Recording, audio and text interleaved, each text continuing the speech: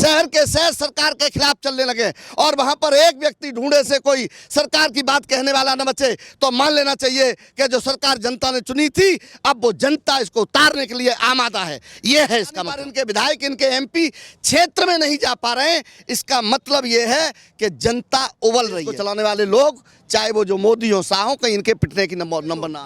आपने षड्यंत्र के तहत आपके लोगों ने आगे बढ़े, आपने बैरिकेडिंग खोली और ये आम जनमानस है जिसका गुस्सा भड़क रहा है। बाजा है। हमारा ताकत दिखाने से मतलब लाठी और डंडे से नहीं है, हमारा ताकत का मतलब यह है कि अब आपको जनसमूह बढ़ाना। मोदी जितना पढ़ लिख के बिल बनाए हैं या कृषि मंत्री नरेंद्र सिंह तोमर कभी बैठ ले आमने सामने कि मोदी ने एक ऐसा कुचक्र रच दिया है जिससे हो सकता है कि किसान कहीं न कहीं से बधुआ मजदूर बनने की तरफ जाएगा।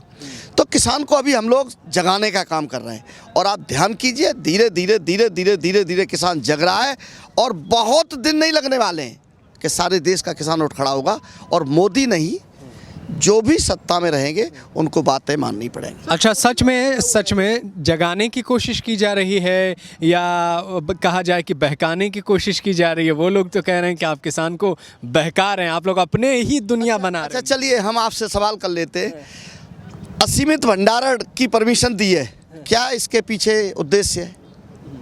नंबर 1।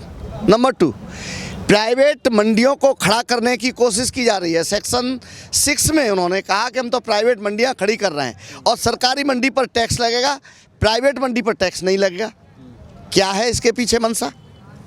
ठीक है ना।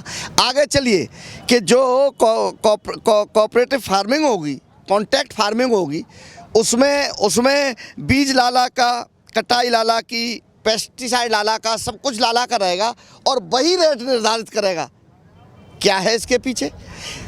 फार्म जो बनाएंगे, ये बड़े बड़े जो फार्म बनाएंगे, जो भी अडानी अंबानी जो लोग इनको परमिशन दी है, कहा है उस ज़मीन पर ये क्रेडिट ले सकते हैं। इनके बाप की ज़मीन है, वो ज़मीन किसान की है, उस पर क्रेडिट कैसे ले सकते हैं ये लोग?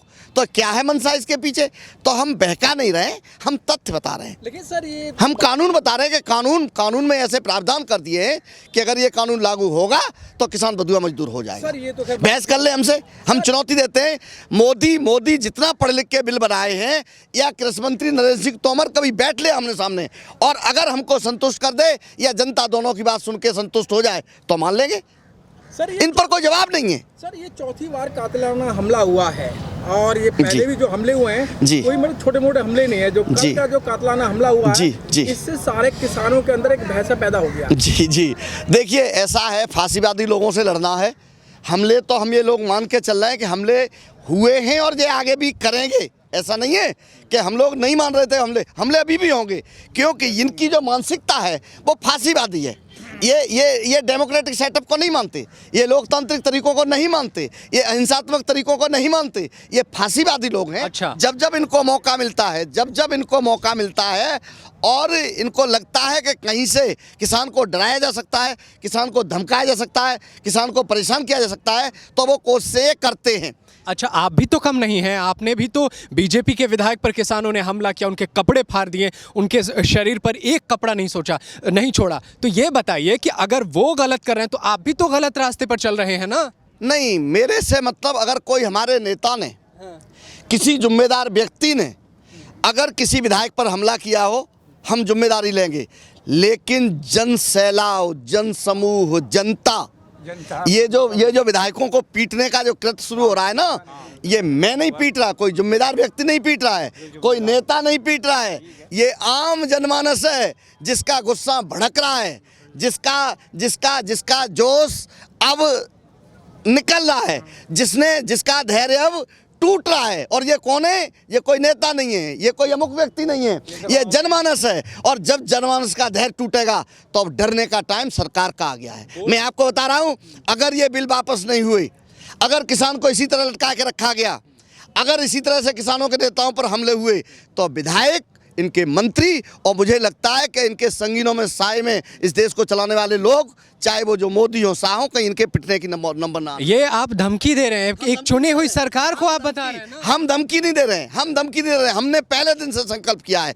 नेताओं ने, मैंने, हमारे सारे नेताओं ने, हमने लाख बार कहा कि चाहे जितनी कोशिश कर लो, जितने हमले कर लो, हम इसको अहिंसात्मक आंदोलन रखेंगे, हम धैर्य नहीं खोएंगे।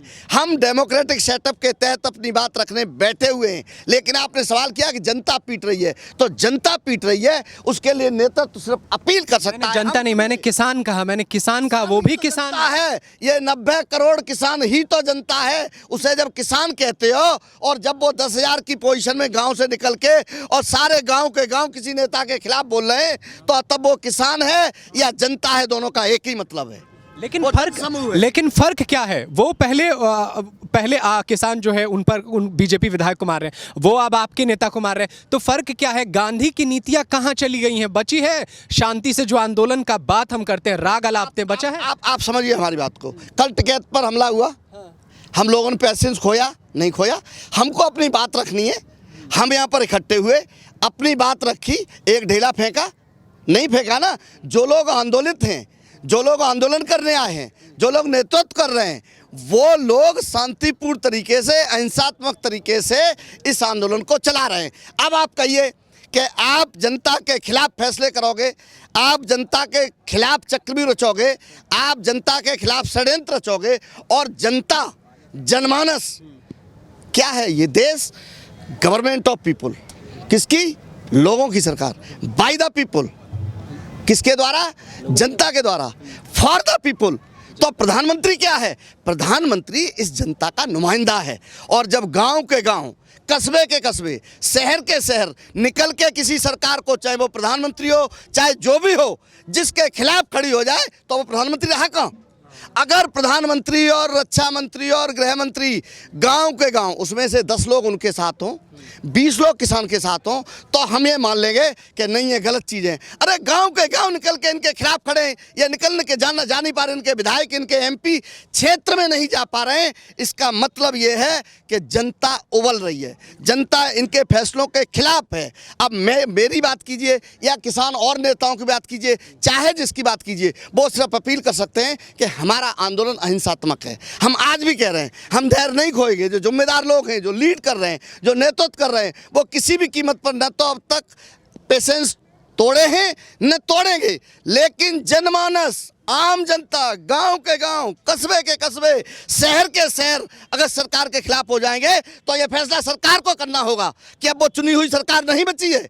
वो कभी लोगों ने वोट दे दिया था, सुनिए मेरी पूरी बात को।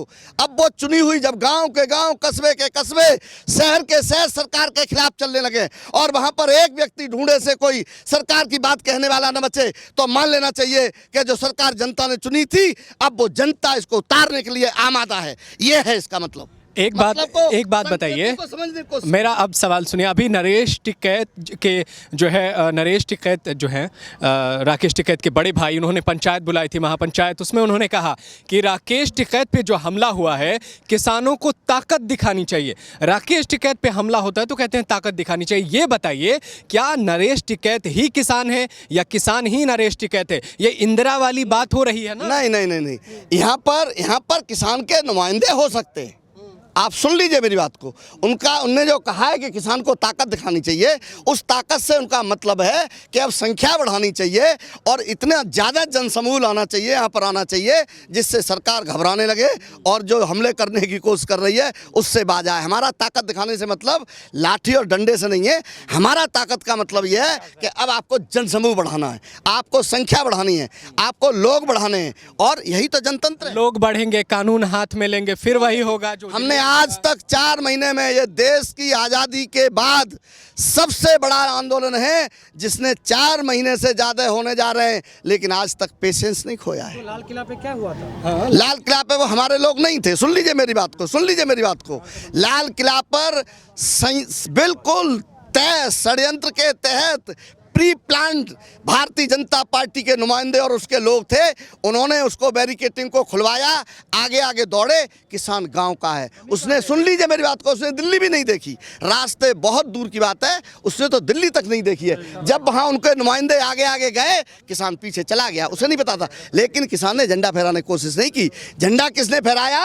उन लोगों ने फहराया जो भारतीय जनता पार्टी के लोग रहे, उनके बड़े बड़े मंत्रियों के घर में बैठने वाले जो लोग थे, उनने झंडा फहराया। किसान ने नहीं फहराया। किसान ने वहाँ पर, किसान हाँ पीछे गया।